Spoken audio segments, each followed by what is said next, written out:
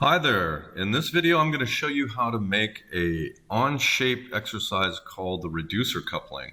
So to get started, we're going to go to the On-Shape Learning Center, and we're going to click on the New to On-Shape pathway, scroll way down there to the Introduction to Part Studios, and it will be right here, our second one in, Exercise Reducer Coupling. Okay, let's get started. So I'm going to go ahead and click Next Page. And then the first thing it wants me to do is create a new document and set the workspace length default to inch. That's our default, so we don't actually need to change that. Rename the document in Part Studio to Reducer Coupling. Okay, so I'm going to go back in here. I'm going to create a new document, call it Reducer Coupling.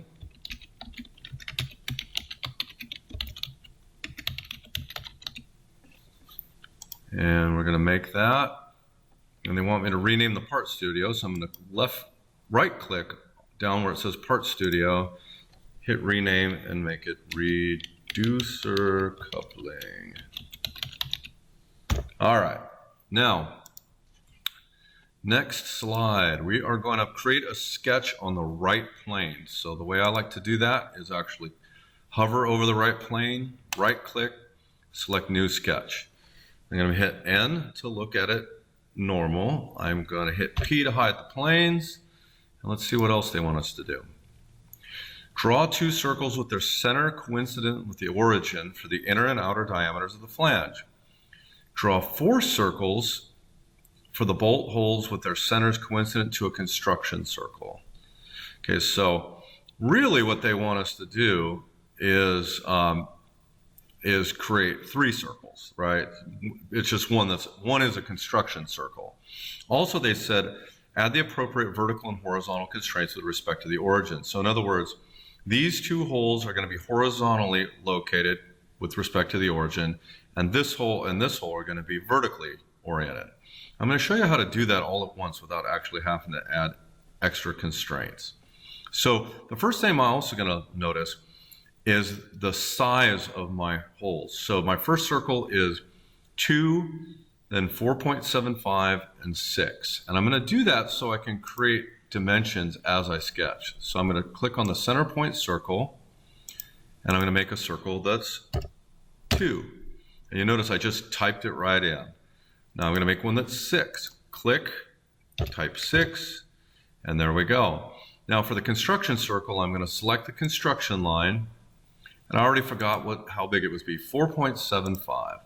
So I'm going to click, come out here, types 4.75, and I got my first three circles. Now I'm going to hit escape to get out of the tool. I'm going to drag these dimensions outside so they don't get in the way. Now I'm going to create four smaller circles, and I'm going to locate them vertically and horizontally with respect to the origin. So I'm going to start by hovering over the origin, go straight up, make sure I highlight that construction circle as yellow, click, and drag a circle. And then I'm going to make another one down here, click, drag a circle, make another one over here, this time going to the right, making sure I have those yellow constraints. Whoops, clicked the wrong spot. Let's get that circle tool again, hover over the origin, then come out. When everything's yellow, click and make the circle.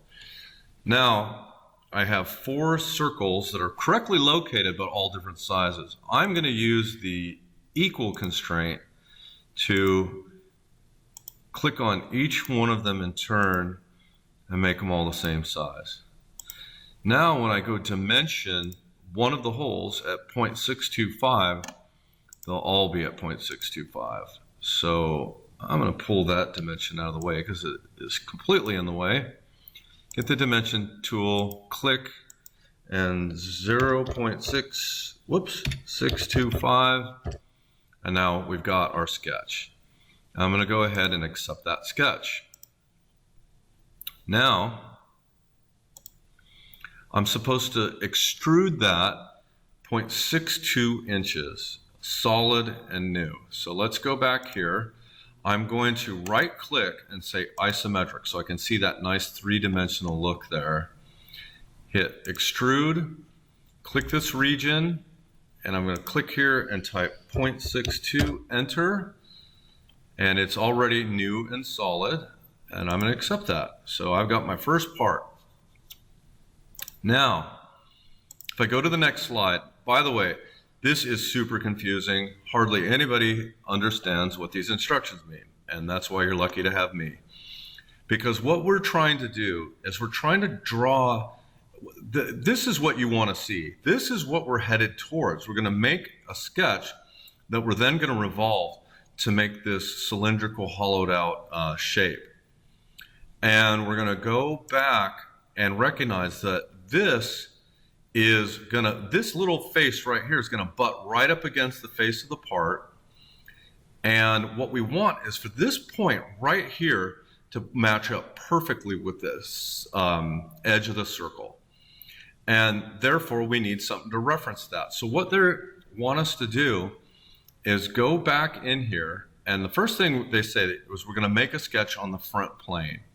And it says use sketch command to convert edge shown with label A to the line on sketch shown with label B, okay? Even though that makes sense to me, it probably doesn't make sense to anybody else who's just learning how to do this. So I'm going to right-click, let's see, it was the front plane.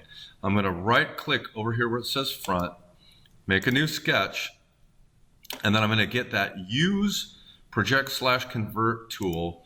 And when I hover over here, you can see a little line appears.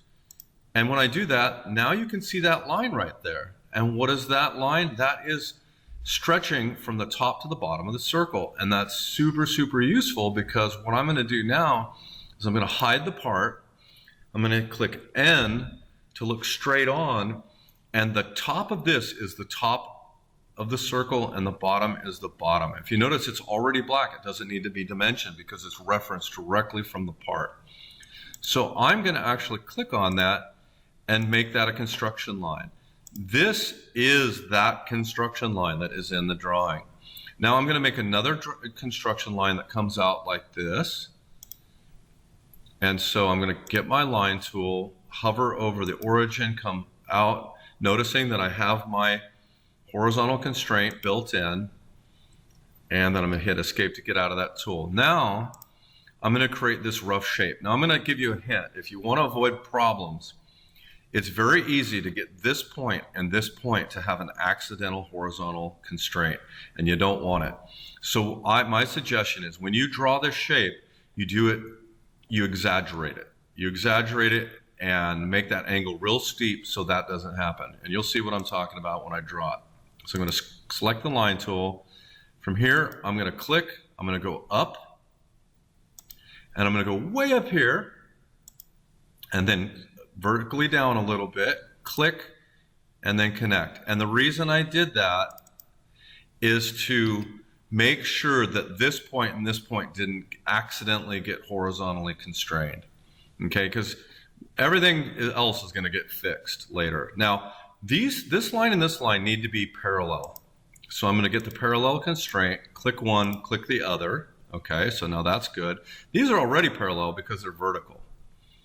So now we need to add some dimensions. And the first dimension I'm going to add is this 4.625 horizontal dimension. Now you got to be careful when you do this. If I click here and click here, notice the first thing it tries to do is make it along the length of that part. That's not what I want. I'm going to drag it to the right until it becomes a horizontal. And I'm going to click and make it 4.625, 4.625. And I'm going to double check that was the correct number. Yes. Okay, now I'm going to make diameter dimensions for this point to this line as a diameter, and then from this point to this line as a diameter. So 2.625 right here. I'm going to click on this point. I'm going to click this line, and then I'm going to drag it down below. That's the key to making it a diameter. And 2.625. Okay. And again, this other one here is 3.75. So let's do that. I'm going to click here, go down 3.75. And now, everything's the way it should. You can see this looks really horizontal to this, and the problems that people come into is they'll accidentally put a constraint there, and then it just absolutely messes everything up. All right, so I'm going to accept that sketch. I'm going to unhide my part, and then I'm going to right-click and select isometric. Now I'm going to do a revolve. I'm going to click on revolve. The first thing it wants me to do is click on the face that I'm going to revolve. And then notice this turns pink. That's trying to get your attention to say, hey, you need to do something over here. So I'm going to click on that and select the revolve axis, and it's this. And bingo, look at that cool thing. Now I'm also going to notice it says add. That's good. If it said new, we'd have two parts. We don't want two parts. We actually want to add this to the existing part, and so we're good. All right, we're doing well. Now on the next slide, okay, I kind of skipped ahead a little bit, but that's okay. They want us to make a sketch on this narrow face of our recent revolution, and then create this sketch. Now, they also want us to project this interior circle into the sketch. Okay, so let me show you what we're going to do. First, we're going to create the sketch. And to do that, I want to hover on the space. Okay, if you notice, that highlights this circle, that highlights the circle. I want to highlight both circles, and it's hard to do. So sometimes I'll zoom in to make that happen. And I'm going to right-click and say New Sketch. Okay, if you notice, it makes a sketch right on that plane that's created by that face. So I'm going to zoom back out, and I'm going to hit N, so I'm looking straight in. And the first thing I'm going to do is I'm going to project, using that use command, this circle. And there it is. Now, for clarity, I'm going to hide the part. I'm also, if you notice there's this gray stuff here, what it's doing is it's imprinting the surfaces that it sees in that part. We really don't want that. I'm going to disable imprinting. Okay, that's not in the instructions, and that's a bummer because that can cause problems, but I'm giving you those instructions. Definitely do that. Okay, now let's go back and see what we have. Very similar to what we did before. We're going to create a construction circle and an outer circle. The construction circle is 6. The outer circle is 7.5. So let's go get the tool and do that. I'm going to get my circle tool. I'm going to get the construction line, and I'm going to come out, click, and make it 6. And then the other one was 7.5. Okay, I'm going to disable the construction tool, come back out, and make that 7.5. All right. And again, I'm going to hit escape, and I'm going to move these out where they're not in the way. Now, much like that very first sketch we did, we're supposed to make 4 circles, and they're 0.75. So I'm going to do something a little different this time.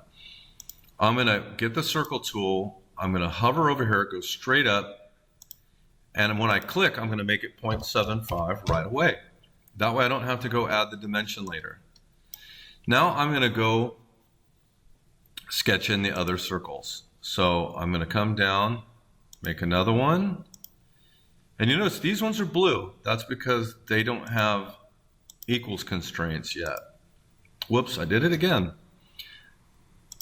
I'm going to hover over the center, but click when I get out here. And there you go. Now, by using the equals constraint, I can make all of those circles 0.75, just like the first circle I made. And there you go. Now that's my final sketch. I'm going to accept it. I'm going to rotate it so it's isometric, and I'm going to unhide the part. Now I'm going to do another extrude. This time it's 0.75 inches. And again, we're going to add it to the current part. So I'm going to hit extrude. I'm going to click on this profile. And if you notice, it's already changes to add. I'm going to look and make sure that looks good. It looks great.